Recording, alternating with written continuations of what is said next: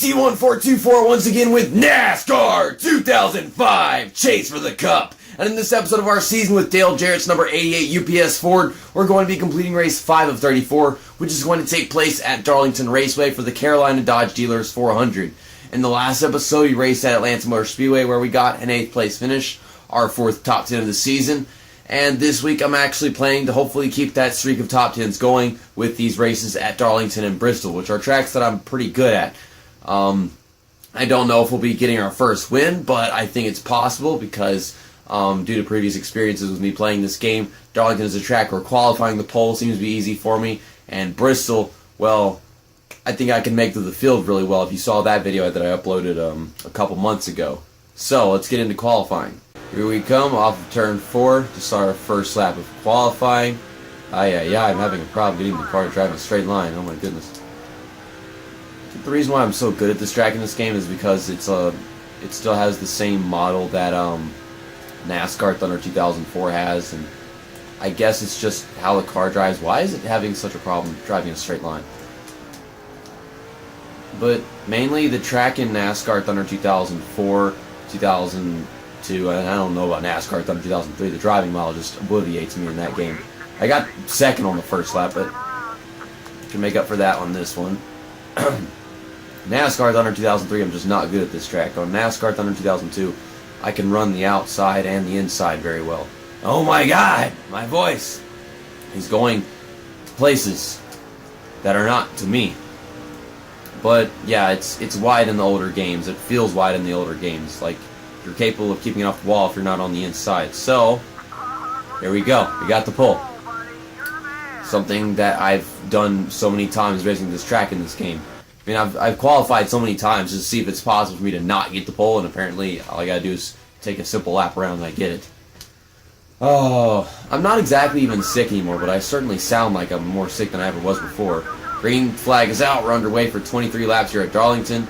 As soon as we started, Brian Vickers got extremely close to me, but now we're clear of them. Let's see if we can pull away. Of course, they're gonna come right up to my back bumper as soon as we come off the first corner because they got that EA Sports transmission shit. And there's Brendan Gunn getting my outside. My mirror's turning itself off. And here we go. Wow, contact between Brendan Gunn and Jeff Gordon off of turn 4, I think. After leading for ages, the most that I ever pulled away was by about a second. And you know the AI always capable of physically being able to physically accomplish more with their cars than you on terms of tire wear. Jeff Gordon and Tony Stewart caught right back up to me.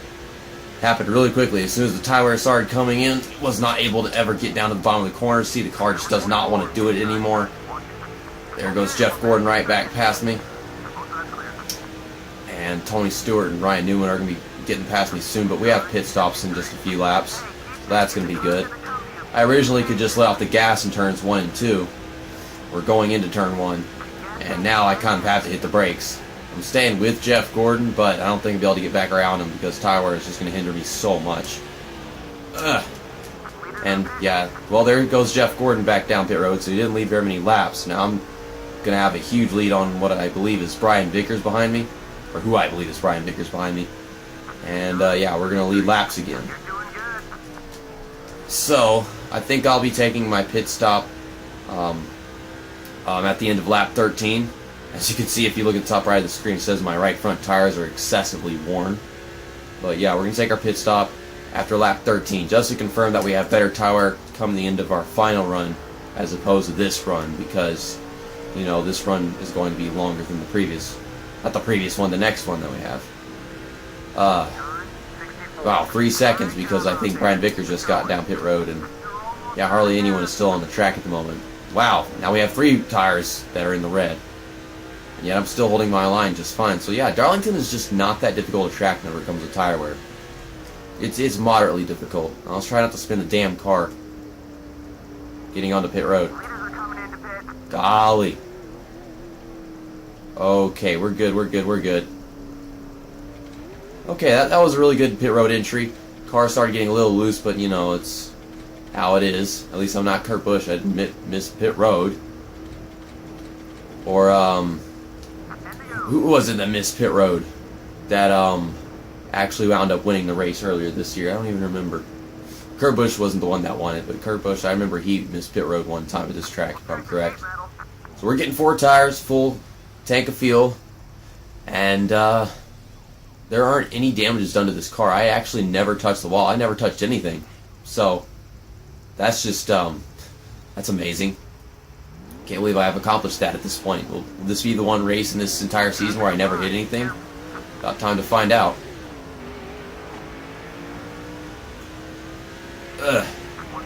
I think it was Kyle Busch that missed pit road. Whoa, car. Yeah, let's get on the track now so I don't have to deal with that crap. And then Kevin Harvick ruins my day because he's Kevin Harvick and that's what he does. And now he's driving me off the track. Well, we're not in the top 10 anymore, so our chances of winning this race are kind of unlikely because once I get up front to Jeff Gordon, if I do, our tires are going to be worn. It's going to be really difficult to get past them. But we will get a top 10 in this race. We're going to do that. I know that. I was going to say, was it Kyle Busch who missed pit road at Darlington, or was it somebody else? I'm pretty sure it was the driver that missed pit road was actually the one that won it, which is a ridiculous comeback as it is, but that's what happened. Okay. That's Scott Riggs, rookie season. Now, who is this all the way over there that's far away from me? Is that Jeff Green? That can't be Jeff Green. Jeff Green's in the Cheerios car in this game. I don't know who the hell this is. Tell me who it is. Fine, I keep pressing the R2 button, but it doesn't do anything. Because apparently I have a jammed R2 button. I'm not even going to bother. Oh, this is... That's, Elliott Sadler. No, not Elliott Sadler. Ricky Rudd. 21 car. Golly, NASCAR 2001 has ruined my brain. Will you get out the fucking way? I hate you! I hate you! Oh my god. I can't do anything. He's in the way. Get out of the way. You won't get out of the way. There's nowhere to pass because it's Darlington. What am I supposed to do? Out of the damn way. I should have made contact with him on purpose for pissing me off, but no. I was too busy focusing on my own freaking line. Well, that held me up for 2 freaking laps, didn't it? Also, Jeff Gordon has a bit of a lead. He actually has cars right behind him, though. I'm looking at the map trying to observe exactly how big his lead is. So, I think it's like the entire top 5 that has the lead at the moment, rather than just Jeff Gordon. Now, there's Kurt Busch over there in his... Is that a Sharpie car? Yeah, it's a Sharpie car. And then we've got Michael Waltrip. I think Brendan Gaughan. I just like how these freaking AIs can do whatever they want going into turn 3 and don't have to worry about hitting the outside wall. I mean, I had to hit the brakes and all kinds of crap, and they just freaking fly way ahead of me. I didn't use my brakes, didn't need to. Going to get underneath Kurt Busch off of turn 2 and make contact with him because he didn't give me enough room off the corner. We're in 7th at the moment, trying to get into the top 5. Okay, so I think Jeff Gordon has about a second of a lead in front of 2nd and 3rd. My car doesn't want to even work anymore because we're already going to the death of my tires. We only have 3 laps to go right now. I just now realized that.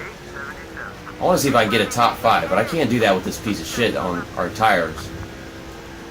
If I had a faster pit crew, then we probably could have won this race. I don't even know about that because, you know, worn tires and stuff. My pit crew literally lost me freaking 5 seconds of the lead that I had. I mean, it wasn't that big to begin with, but the fact that my pit crew lost me 5 seconds is just stupid. And I can't get past Michael Waltrip because this track is not big enough. This track ain't big enough for the 42 of us. This car don't want to do a damn thing. Oh my god, I want a top 5. And now I can't drive the car anymore because I don't know what to do with it. Please turn, let me finish a turn for once. Son of a bitch! This car doesn't want to do anything! Damn it, Kurt Busch. Turn! Stop turning off my mirror. I say turn, that does not mean turn off the mirror. That means turn the car. Yeah, we can't get a top 5. It's just not possible. Car don't want to work anymore. Setup is perfect, but once the tires get worn, you can't do anything because you're not a computer. Turn the fucking car! Kurt Busch, you fucking asshole! Damn it! Oh my god! Barely got a top 10. Jeff Gordon started in 5th and finished in 1st, led 11 laps in this race, which is not the most laps led. I led the most laps, so that's cool. Ryan Newman started 6th and finished in 2nd. Tony Stewart started 4th and finished in 3rd. Brian Vickers started in 2nd and finished in 4th. Brendan Gaughan started in 3rd and finished in 5th because he's Brendan Gaughan and he sports likes Brendan Gaughan. And I'm pretty sure you can tell by now that this game is not helping my sickness, which I am almost finally done with. Michael Waltrip is in 9th. He isn't. He's in 9th. He started 9th and finished in 6th.